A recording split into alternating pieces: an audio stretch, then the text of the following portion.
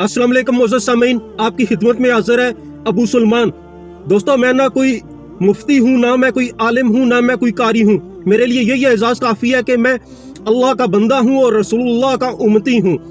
दोस्तों, क्या ये फतवा दुरुस्त है कि पाकिस्तान एक इस्लामी मुल्क है? आए इस पे बात करते हैं, हक़ाइक़ पे आके, रियलिटी पे आके, ना कि ख्वाबो ख्याल में। तो अल्लाह से दुआ करते हैं अल्लाह ताला हमको उस हक़ सच की बात कहने वाला बनाए। तो अपनी बात का आगाज़ दोस्तों करते हैं। पाकिस्तानी मुफ्ती आज़म के फतवे तो ये है कि पाकिस्तान एक इस्लामी मुल्क है।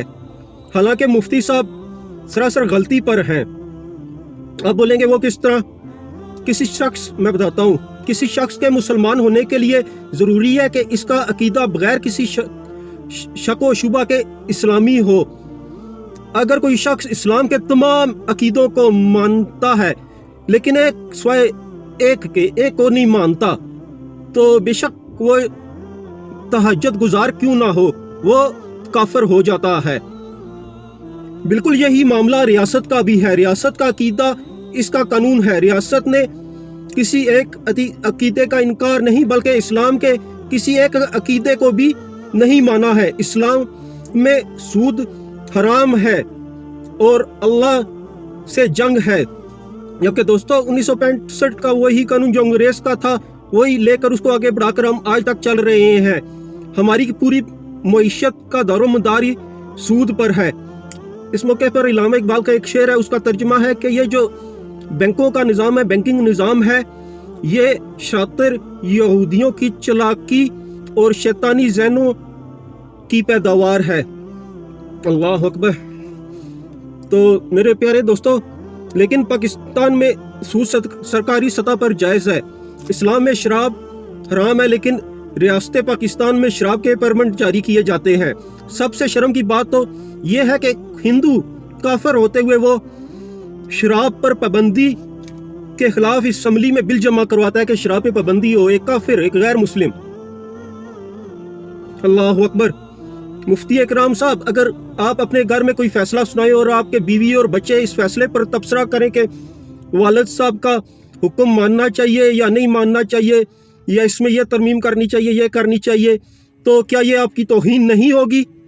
असम्बली में बैठे हुकूमती और अपोजिशन के लोग अल्लाह और इसके रसूल के हुक्मों पर तबसरे करते हैं, तो ये क्या तबसरे करते हैं अल्लाह और इसके रसूल के हुक्मों पर कि ये अमल के काबिल है या नहीं? और इसी पर बस नहीं होता, बल्कि अपोजिशन कोई अच्छा फैसला करवाना चाहे तो हुकूमत इनकार कर देती है, और अगर हुकूमत कोई अच्छा कानून पास करना चाहे तो अपोजिशन इनकार कर देती है। ठीक हो गया? तो मुफ्ती आज़म साहब, क्या हुकूमत और अपोजिशन अल्लाह के हुक्म, अल्लाह के कलाम पर बहस करते हुए काफिर नहीं हो गए?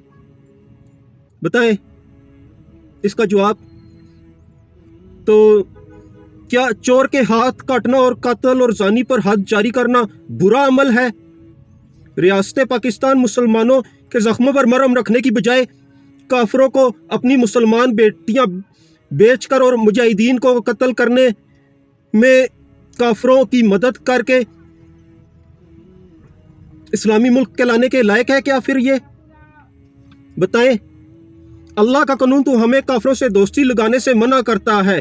कुरान पाक में सूरह मुआहिदा की आयत 44 का तर्जुमा कुछ इस तरह है कि अल्लाह ताला कुरान में कहते हैं कि जो लोग अल्लाह के नाज़िल किए हुए हुक्म के मुताबिक फैसले नहीं करते, वो लोग काफिर हैं।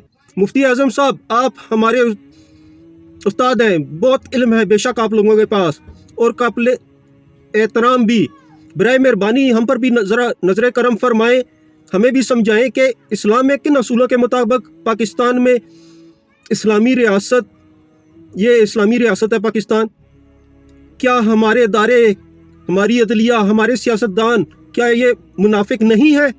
अगर आप इनको मुनाफिक तस्लीम करते हैं तो अल्लाह ताला कुरान पाक में मुनाफिकों से लड़ने का हुक्म देता है। सूरह तौबा में फरमाया गया कि है नबी, काफिरों और मुनाफिकों से जिहाद करो और इन पर सख्ती करो, इनका ठिकाना जहन्नम है और वो बहुत बुरा ठिकाना है। और अगर आप मुफ्ती साहब इनको मुनाफिक नहीं समझते, आप इनको अगर मुनाफिक नहीं समझते तो आपके पास इनके मोमिन होने की क्या दलील है, वो दलील पेश कर दें, हम मान लेंगे कि ये दुरुस्त है, हम गलत थे। तो इजाज़त चाहूँगा, अपने सवालों के जवाब के इंतज़ार में। तो जज़ाकल्लाहुल खैर।